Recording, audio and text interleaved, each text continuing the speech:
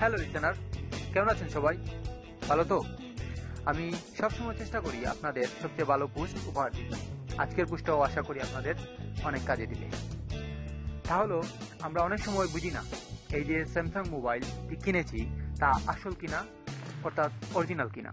আমরা তো সবাই মোবাইল ইউজ করতেছি, অনেকে আমরা আসলে স্যামসাং মোবাইল, অনেক ব্র্যান্ডের মোবাইল কিনতে ভালোবাসি, বাট এটা অরিজিনাল কিনা তা আসলে আমরা বুঝি না।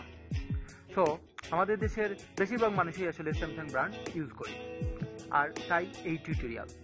আসলে আপনি যেভাবে বুঝবেন যে এই মোবাইলটা অরিজিনাল কিনা। প্রথমে আপনি মোবাইল হাতে নিয়ে আপনি আপনার ফোনে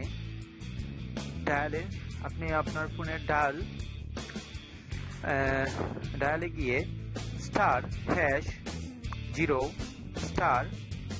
আপনি দেখতে পাচ্ছেন আমি একটা প্লাস ওইখানে লিখেছি। আসলে ওই প্লাসটা ওইখানে হবে না, ওটা রিমুভ করতে হবে, কারণ ওইটা আমি যদি এখানে দেখতাম তাহলে ওইটা অটোমেটিক সেটিং এ ঢুকে যেত।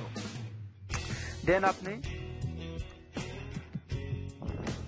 আপনার ফোনে একটি স্ক্রিন আসবে। যখন আপনি এইটি ডায়াল করলেন তখন আপনার ফোনে একটি স্ক্রিন আসবে। আপনি দেখতে পাচ্ছেন একটি স্ক্রিন আসছে, অনেক অপশন দিয়ে একটি স্ক্রিন আসছে। এখন আপনি প্রত্যেক অপশনেই ক্লিক করে দেখতে পারেন, যদি প্রতিটি অপশনেই ঠিক মতো কাজ করে তাহলে বুঝবেন আপনার মোবাইলটি অরিজিনাল।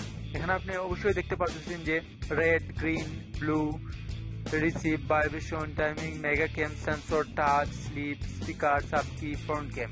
এই আসলে চায়না মোবাইলে কিন্তু এই ধরনের স্ক্রিন আসে না, আর যদি আসেও কিন্তু ওইটাতে কাজ করে না। যদি অরিজিনাল মোবাইল হয় তাহলে প্রত্যেকটা অপশনেই কাজ করবে। আপনি রেডে ক্লিক করার সাথে সাথে লাল হয়ে যাবে। দেন আপনি এখানে সবচেয়ে বড় বিষয় হলো এই যদি আপনি সেন্সরে ক্লিক করেন, আপনারা দেখতে পাচ্ছেন সেন্সর, যদি আপনি সেন্সরে ক্লিক করেন তাহলে এটা আমি আসলে এই যে রেড বাটনটা ক্লিক করছিলাম তখন রেড দেখাইতেছে। এরপর আপনি যদি সেন্সরে ক্লিক করেন তাহলে দেখবেন যে একটা অপশন আসছে সেন্সর, আর তার উপর যদি আপনি হাত রাখেন, মোবাইলের যে সেন্সর বাটনটা আছে উপরে, যে সেন্সর বাটন, ওইখানে যদি আপনি হাত রাখেন তাহলে মোবাইলটি সবুজ হয়ে যাবে এবং ভাইব্রেট করা শুরু করবে। আর এতে আপনি সহজেই বুঝে যেতে পারেন যে মোবাইলটি অরিজিনাল। Thank you listener.